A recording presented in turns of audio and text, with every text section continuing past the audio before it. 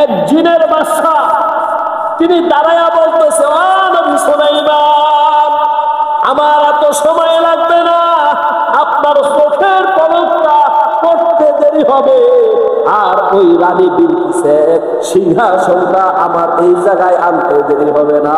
সুবহানাল্লাহ বলেন। হিসাব করেছেন?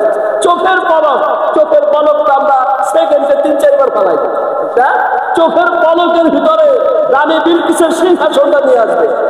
এবার চোখের পলকের ভিতরে রানী বিলকিসের সিংহাসনটা নিয়ে নবী সুলাইমানের দরবারে উপস্থিত। এইদিকে রানী বিলকিস নবী সুলাইমানের দরবারে আসিয়া দেখে তার সিংহাসনের মতো একটা সুন্দর সিংহাসন। তিনি দেখে অবাক হয়ে গেল, বলে এই সিংহাসন তো আমার পরিচিত, বলে এইটাই আপনার সিংহাসন, এটা আমি আমার সৈন্যর মাধ্যমে চোখের পলকের ভিতরে নিয়ে আসছি।